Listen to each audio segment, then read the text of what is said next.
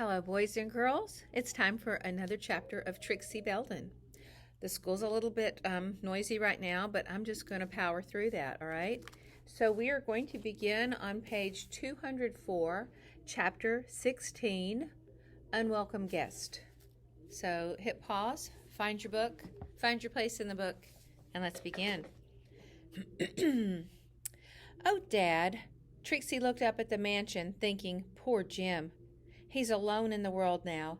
Even if Mr. Frayne was a mean old miser, at least he was somebody Jim felt he belonged to. Aloud, she asked her father, did he say anything before he died? About a will, I mean? No. Mr. Belden looked grave. He never regained consciousness. We're still trying to locate some members of his family, but so far without success. There was a nephew, I remember, but he died about 5 years ago, and nobody knows what became of his widow. He walked slowly beside Trixie to the house. It's too bad, because there's no mortgage on that property, and it's worth at least $10,000. The widow and her children, if there were any, would inherit it. Where are they looking for her, Dad? Trixie asked. Mainly in Rochester. But she was living at the time, mainly in Rochester, where she was living at the time of her husband's death. But so far, all the Fraynes we've contacted in New York State do not belong to the same family. It was on the tip of Trixie's tongue to suggest that maybe the widow had married again, but she thought better of it and said nothing. Such a trail would lead straight to Jonesy, which was the one thing Jim wanted to avoid. Trixie did her chores early the next morning and raced up the hill to bring Jim the latest news. Excuse me. He's dead, Jim, she said quietly. I'm awfully sorry. I wish there was something I could do. Jim stared down at the toe of his moccasin. They're trying to find your mother, Trixie said uncomfortably. Then that settles it, Jim said. Sooner or later, Jonesy will appear on the scene. I'd better be on my way now. Jim, please. Trixie thought she couldn't stand it if Jim went off by himself. It's all so unfair. This place belongs to you now, and there's no reason why you shouldn't have the money for the sale of it. She stopped as a heavy droning sound filled the air, and looking up, she saw a squadron of airplanes approaching from the north. As they stared up at the sky, one of the planes dropped out of formation and began flying very low. Looks like it's going to land somewhere, Jim said. Golly, it's turning over and over. That doesn't look like a stunt to me. Wonder if the plane's having trouble. As he spoke, there was the deafening sound of an explosion, and the plane burst into flames. It hurtled through the air, careening dangerously close to the Wheelers' house. Then, shooting flames and roaring like a dozen fire engines, it crashed into the woods on the other side of Glen Road. Trixie was so horrified that she didn't realize that she had clutched Jim's arms and was yelling at the top of her lungs. Then she saw something white up in the sky and realized with relief that the pilot had bailed out before the plane had exploded. The wind's blowing in this direction, Jim said. He's bound to come down somewhere near here. Already the parachute was floating just above the trees on the wooded hill, and in a minute it passed over their heads so close to where they were standing that they could see the tense face of the young pilot. Then the folds of the chute became entangled in the branches of a tall tree on the east side of the mansion. Jim and Trixie raced along the clearing and through the field.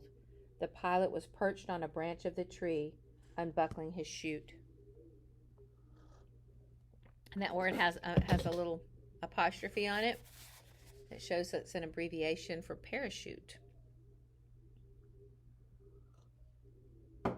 Having a hard time breathing today.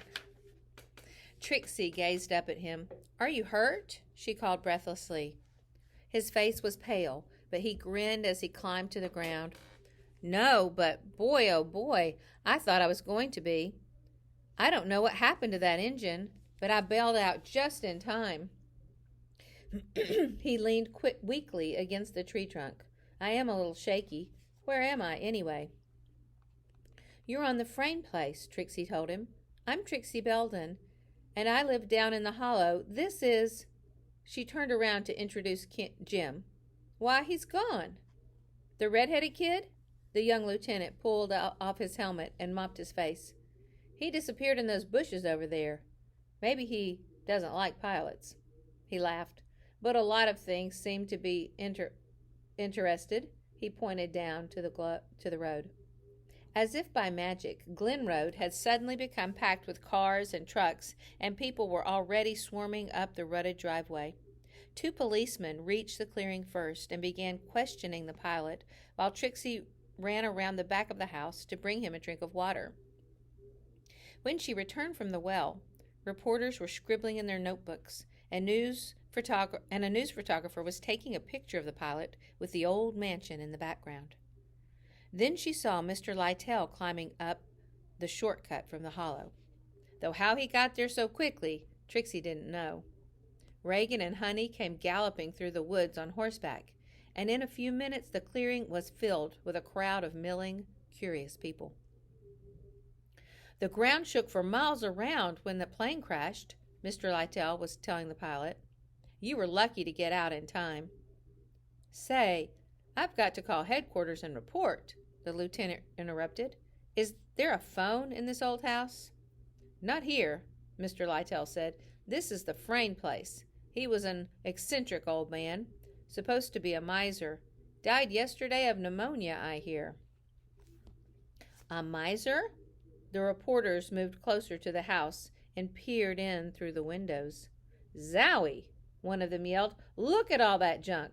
This'll make a swell yarn. Take all the pictures you want of the outside, a policeman cautioned. But don't any of you cross the threshold without a permit from the chief.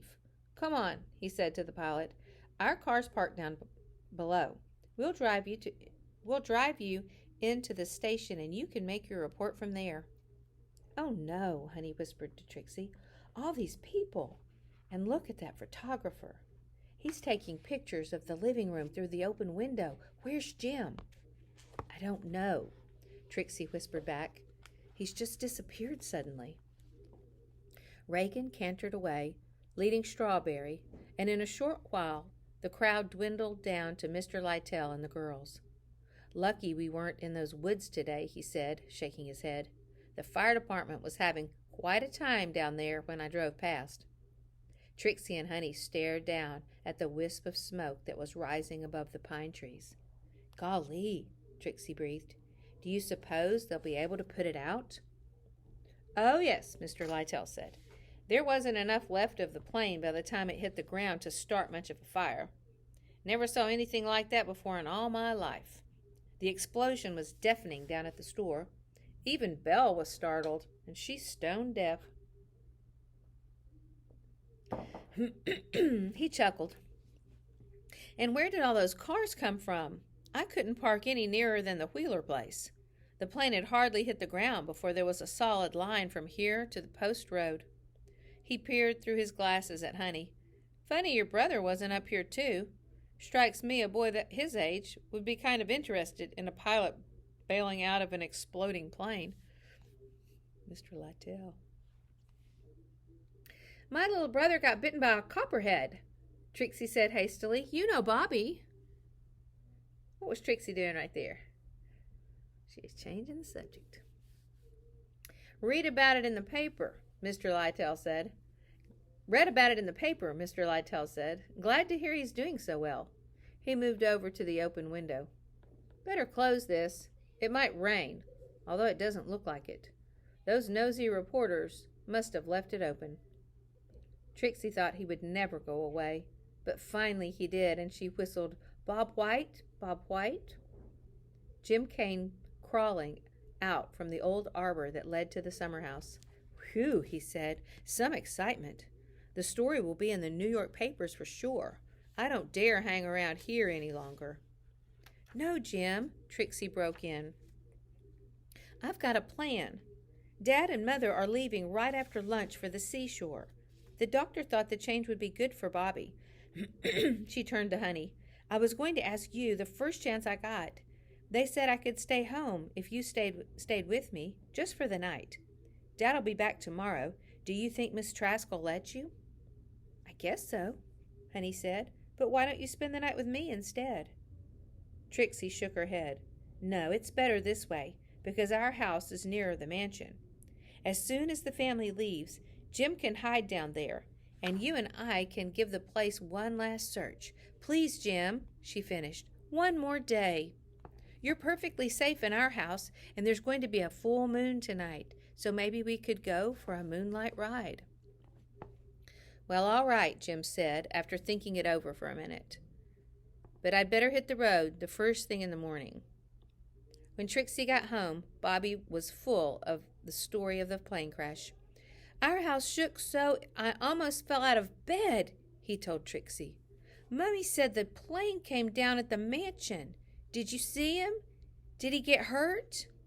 Yes, I saw him, Trixie said, and he wasn't hurt at all, but the plane was blown to bits.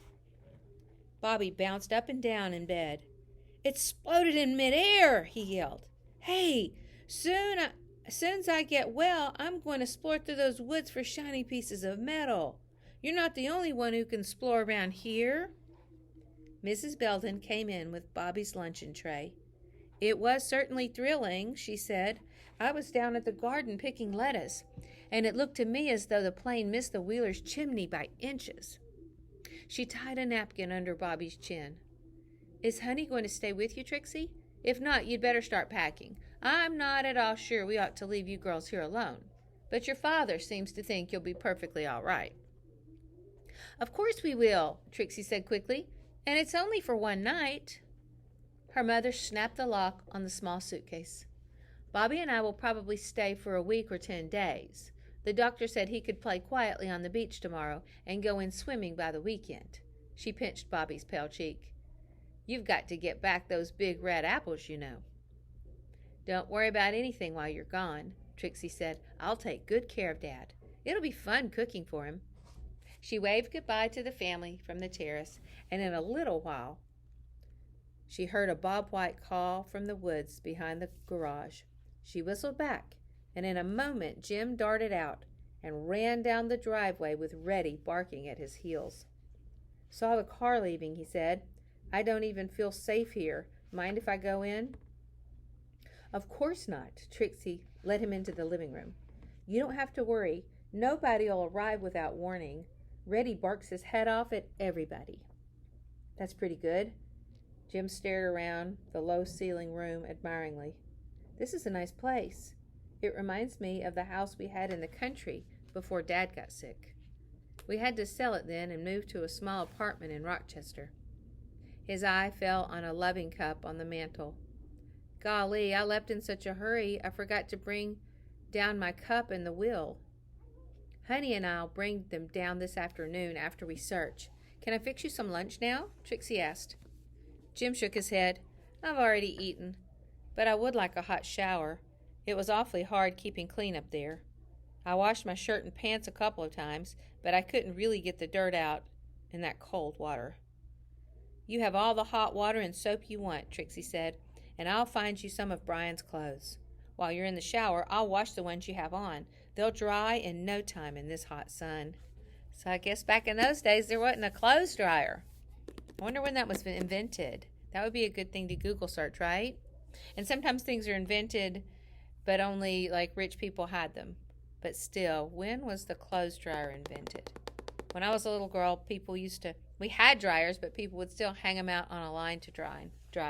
And it was cool if you had sheets. Sometimes we'd run in and out of the sheets in the summer, barefoot in the grass. Good times. Where was I? Down here. Honey came down around 4 o'clock, and the girls bicycled to the store for the New York evening papers. They just arrived, Mr. Lytell told them, pointing to the first page. Pilot bails out at Miser's mansion, the headline read. and in the bank under it were the words, "Missing heiress sought in Rochester." "Isn't that just like a newspaper?" Honey giggled. "They would make it a girl." She clapped her hand over her mouth as Trixie's elbow dug into her ribs. But it was too late. Mr. Lytell glanced at her with a quick suspicion. "Eh, what's that?" he started to say. Trixie grabbed the paper. On page 2 were pictures of the mansion and the debris-filled living room. Trixie read the caption out loud. "In this house, and perhaps in this very room, a fortune may be hidden." "I doubt that." Mr. Lytell walked with the girls as far as the door. "In my opinion, Mr. Frayne died a pauper. What was that you were saying about a girl?" "Nothing," Trixie said hastily. They got on their bikes and pedaled away from the store. "Oh," she moaned, "Jim isn't going to like this at all. I wish we didn't have to show him the papers." Then she added, "You must be more careful, honey." "I know it," Honey said shamefacedly. "I almost let the cat out of the bag, and that man's suspicious enough anyway." And that's the end of chapter 16. But chapter 17 is called Treasure.